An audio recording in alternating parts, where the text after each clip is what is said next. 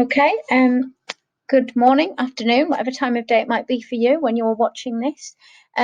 This is the second lesson on that psychopathology topic. So this would be Wednesday's lesson. If you are just opening this up and you haven't watched the previous one, then you need to, because this won't make any sense otherwise.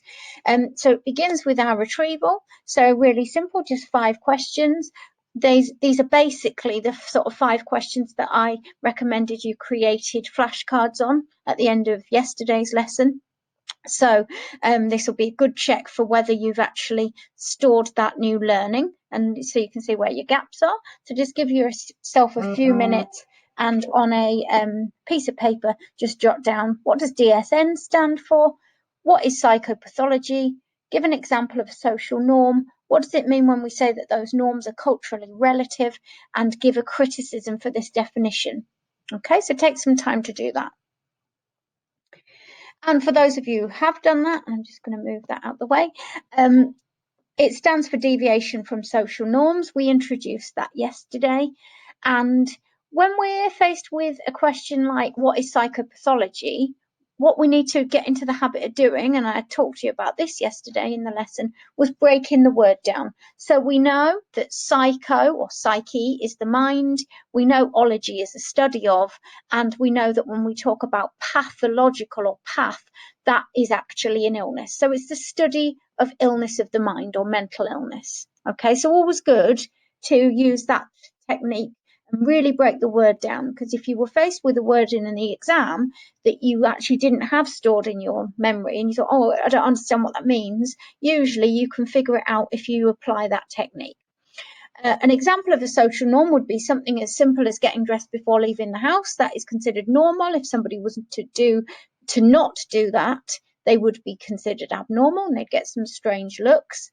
But norms can be all sorts of things, not just the really obvious. Norms can be holding the door open for somebody. Norms can be covering your face, your mouth and nose when you cough or sneeze. It can be all sorts of things. It's just anything considered normal by the vast majority of people in society. And that's why we say they're culturally relative, because different cultures have different sets of norms. So what's considered normal depends on the culture. It depends on what that culture thinks is important, what their social values are. Every culture has its own set of kind of rules and norms. And if we give a criticism of the DSN definition, it can be used, there's a number of them. We came across different criticisms yesterday when we looked at evaluating it.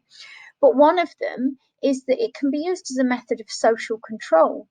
We can put a label on somebody as them being abnormal because they don't fit in with how we think everybody should behave. And then we can try and almost remove that problem. We'll look at an example of that in a minute or two. Okay, so check your answers, do your green pen as you would do if you were in class, and see where your gaps are, and you might need to go back and add to your flashcards or tweak things if you had any errors there. So, bit of a strange image there. What would the DSN definition, so the deviation from social norms definition, say about this as a way of dressing or behaving? So would we use that definition to conclude that that person in that chicken costume has an abnormality? Do they have a mental illness? And I just want you to think about that for a minute or two. And if your answer is, well, yeah, okay, so why? And what do you think their mental illness might be? And if your answer is no, can you give me, or think to yourself, obviously you can't actually give me your answer, but can you think to yourself, why? Why might I be happy to conclude that that person doesn't have a mental illness? What might the explanation be for that type of dress? Okay, so just have a think. And if there's somebody available, talk to somebody else about it, or pose that question to them. See, do they think that means that person has a mental illness? Now, I'm sure some of the things you're coming up with, some of you might have said yes, but I suspect most of you said, well, no, they could be going to a fancy dress party, and that's their costume. Or they could be selling, promoting KFC or a local chicken restaurant. Yeah. They could be dressed up for charity because they're going to do some sort of sponsored event, like maybe the Great North Run. and they're going to raise more money if they're dressed up in a silly costume. But in order to make that judgment, make that decision, I've needed lots of other information. I've needed that context. If I find out that person is doing the Great North Run dressed as a chicken to raise money, then suddenly they're not mentally ill.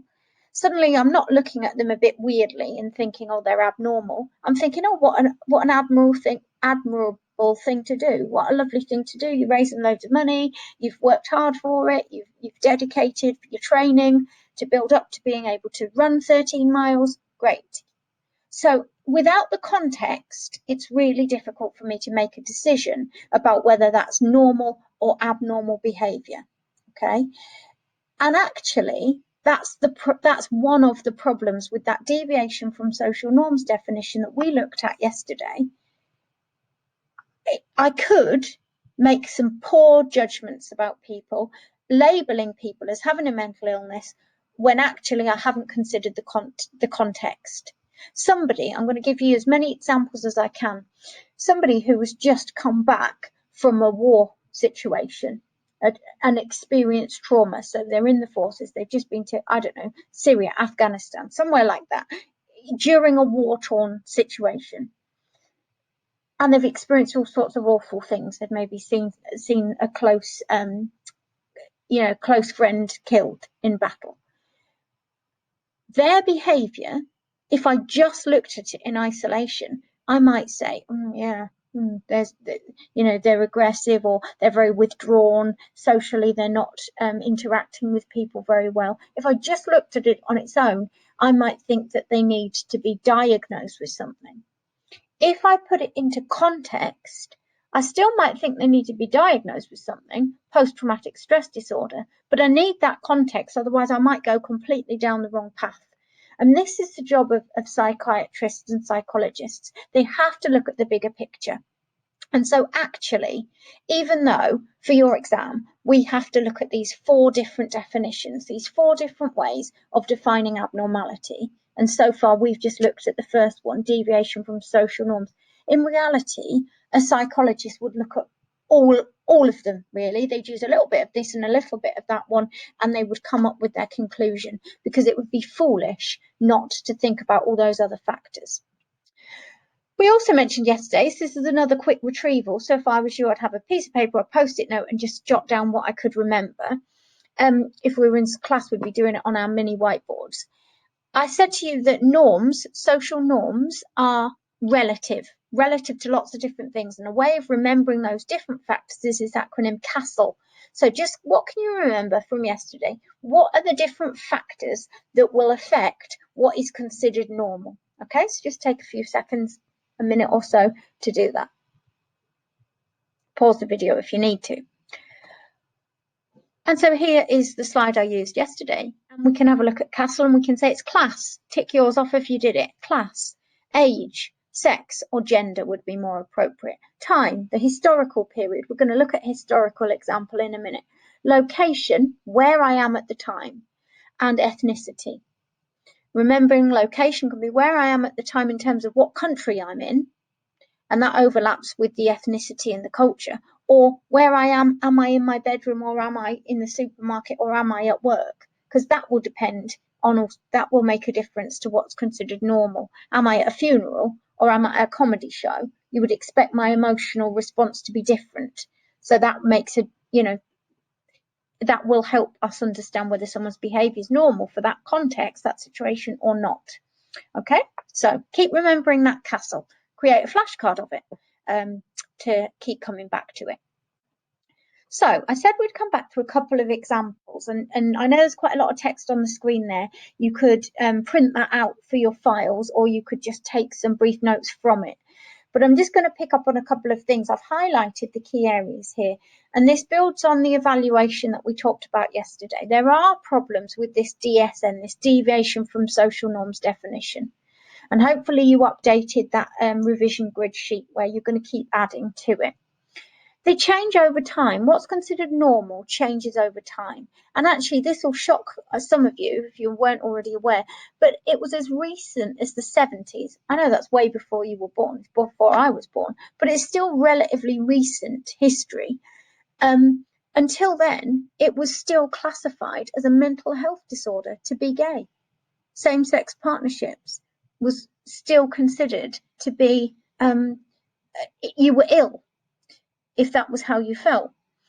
And it wasn't really until it was much more accepted socially that label of it being some sort of symptom of a mental health issue was removed. Now, which came first? Was it that it was removed and it was stopped being viewed as a mental health symptom that led to the change in attitudes, or was it the change in attitudes that led to us to drop that awful labeling? Who can say? It's a chicken and egg, really. But it's quite interesting that something that has led to all sorts of discrimination and so on, at one point would have been given the label of being, you were ill if you felt like that, or if you behaved in that way by being in a same-sex relationship, and therefore you somehow needed to be treated, that situation, you needed to be removed almost.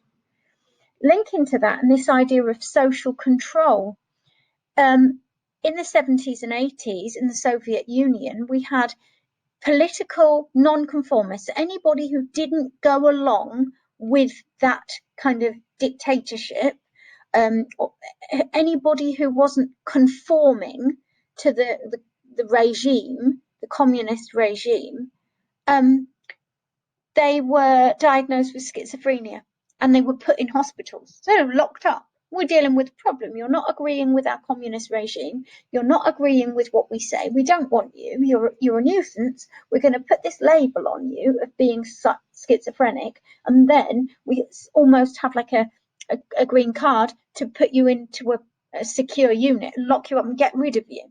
So this definition of deviation from social norms has been abused and allows it to be abused for social control.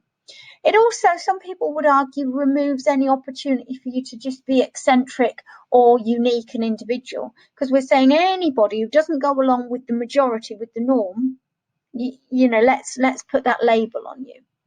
And a lot of people have a problem with these labels.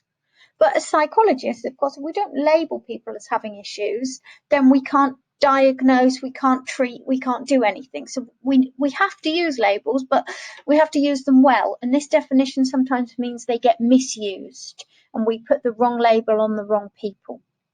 So if you hadn't included some of those in that sheet, I'm just going to skip ahead and show you the sheet that I'm on about, that one. But obviously it would be the deviation from social norms row that we'd be talking about. You could add in a couple of those evaluative points into there. Okay, so you're adding to it all the time. So, reminder of the context. We're thinking about how we define abnormality. Okay, and we've looked at one of 4 definitions. We're going to move on and look at the second one now. So I'm doing it in a slightly different order, but we're just going to think now about this statistical infrequency. So that's it on your knowledge organizer. And that's it in the exercise book, textbook, which you've got access to online, obviously. So there's not a massive amount to say, but we're going to play around with this idea of what it means by statistical infrequency. Some of you, especially the mathematicians amongst you, or those that kind of enjoyed maths last year, will know what I mean when I talk about a normal distribution. And it looks, in terms of how a normal distribution looks, we tend to see it as this bell-shaped curve. Okay, so what we've got here is a normal distribution, a bell-shaped curve. And the area underneath that curve represents, don't worry, we haven't got to do any complicated maths to work out areas or anything like that. The area underneath that curve represents our data. So most of our data, the largest part, is close to the mean, the average, okay? And I'll give you an example to put it into context in a minute. So that X on here is our average, all right? And most of our scores, let's imagine this was a test and it was scores, most of our scores are going to be close to that. But we're going to have some what we usually call outliers, aren't we? We're going to have some people who scored really low on the test, much lower than the majority, and we're going to have some people who scored high on the test, much higher than the average, the majority. Now, this definition, this idea of statistical infrequency, says if you are one of those outliers, if you are right the way down here, or for that matter, right the way up here, then you're abnormal because you are different from the vast majority of the population. Now, it works best when we're dealing with things which we can quantify.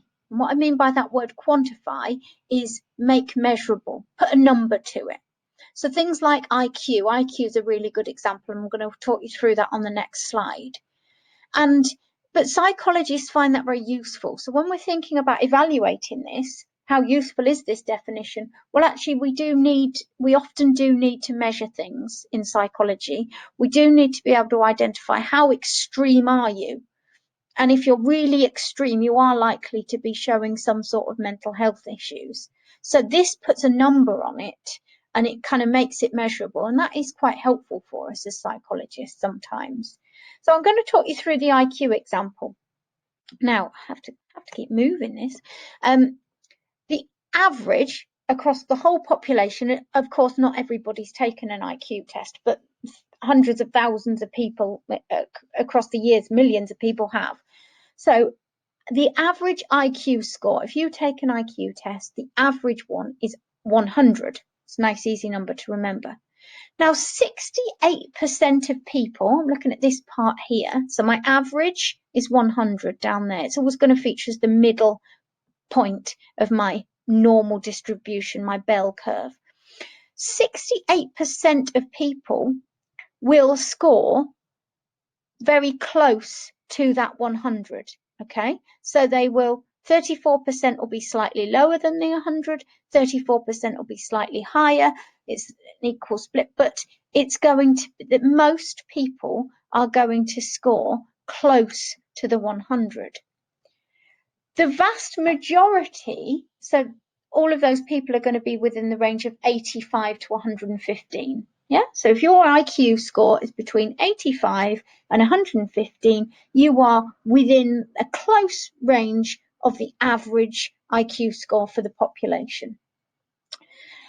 This 95% down here tells us that 95% of the population will have an IQ score between 70 and 130. So you're deviating a bit further from the average, aren't you? If your score's 70, you're 30 less than the average, but 95% of the population are going to be in there. So that's the vast majority. Think about that area under the curve. It's the largest area, isn't it? So most people. And then at either extreme, we're going to have basically our 2.5% either side, and to make up our 100 overall, 100%. And these are, according to this definition, these are your abnormals, okay? And actually, they even give it a label. So if you are down here and you scored 50 on your IQ score, they would label you as having intellectual disability disorder. Now, it's likely that that means you would struggle to do basic things. You possibly haven't been able to learn to read. You possibly do struggle to maintain some jobs, not all, you could do some jobs, but you would struggle. There would be real barriers for you if you were right the way down here. So we use the definition and we say, okay, you're statistically infrequent. You're not within this bit here. So therefore you have intellectual disability disorder. And we're applying that label as though it's a mental illness. Used to call it mental retardation, but as I'm sure you can understand, we generally tend not to use that word retard or retardation anymore because it has such negative connotations. But this definition, and this is another evaluation point, this definition tells me that these people down here are abnormal, and we give them a label. It also tells me, though, that these people up here are abnormal. So this is people with a really, really high IQ, a really high intelligence score, high functioning, able to think critically, do the problem solving, do the maths, solve the, all of the other elements of an IQ test. They score really highly. These are the kind of people who are going to be in Mensa or as children on Child Genius. I love that show. Anyway, these are our very brightest people. But this definition of statistical infrequency tells us they're abnormal. So I go back to this question here. How happy are we that if you have an exceptionally high IQ, that we should label you as abnormal? It doesn't seem right to me that we would put that label onto somebody, but this definition is all about whether you fit into that normal distribution. Okay, so that's what we mean when we talk about a normal distribution and the definition of statistical infrequency. So you could pause this video. There's not much more explanation left to go, but you could pause this video and you could update that sheet that we were working from yesterday. So obviously we'd be doing the statistical infrequency row. So some evaluative points. You'll get some more detail on the evaluation from the textbook page. And then the kind of application task, if you like. And we've seen these before. Now, this isn't an exam question, so it hasn't got a certain number of marks attached to it, but it's just a way of getting you thinking. We've got Gloria, who's 12, and she has a very high IQ. She's in the top 1%. So if I go back to that, she is right the way up here, okay? But many people have commented on her poor social skills. She gets uncomfortably close to people when she's talking in conversation, and she often makes hurtful and offensive comments, like about their appearance. She'll say, "Oh, you've got a big nose." She maintains eye contact for long periods, like uncomfortably long, and appears to have no fear of strangers. Appears to just engage with strangers in the same way she would engage with anybody else. So we've got an interesting character with Gloria, and there's a few things I want you to do. I want you to apply the definition from statistical infrequency. What would that say? Is Gloria abnormal or not? Apply the deviation from social norms definition. Is she abnormal or not? And if you think that she's not abnormal, have a look at that extension. Are there reasons why she shouldn't be regarded as abnormal? And try and explain some of those. So just try and apply that knowledge. So if I was you and I was thinking about how to set this out, I might print out, actually, if I had the opportunity, the little grey box here, stick that on the top of my piece of paper, could do it in my book, and then underneath, just with the headings, the underlined titles, I would just have a go at explaining what that definition would say about Gloria, and then why maybe neither of those definitions are right. Okay, so have a think about that one. When you've done that, flashcards. So I'm going to keep prompting them for now. Some lessons I won't prompt it, and that doesn't mean you shouldn't create yourself some. You should get into the habit of doing that. Many of you already are. But these are just some suggestions as to what flashcards you might create for this lesson. So how does it define it? Draw a normal distribution, that should say. I've just realised there's a typo there. Just literally draw the curve. Advantage and disadvantage of using these definitions. And the more examples you can include, the better. But remember, keep your flashcards brief. Question on one side, bullet point approach or diagram on the other side. Okay.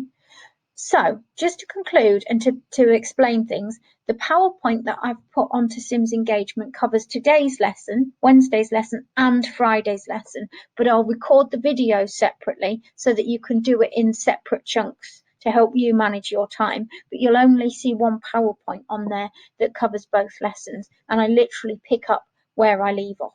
Okay, so we're concluding and thinking about the statistical infrequency one, and then in Friday's lesson we'll be moving on and looking at another definition, and it will be the failure to function adequately one. Okay, there's one other thing I wanted to share. Now, I haven't watched it or checked it out myself, but usually the Tutor to You resources are very good quality, and I use a lot of them in lessons. And I saw yesterday on Twitter they were advertising to say that they are releasing online lessons, presumably because of this having to learn from home, and for this unit, for the psychopathology unit. So I can't imagine it will be much different from these video lessons I'm doing for you. But if you wanted to hear a different voice, or you wanted to consolidate your understanding, I just thought I'd flag that up with you, the web links on the PowerPoint, and you can just have a look. And you might want to, if they release them quickly throughout for the entire topic, you might want to read ahead, watch a future one before I release them through this method. Okay, so that was just something to be aware of.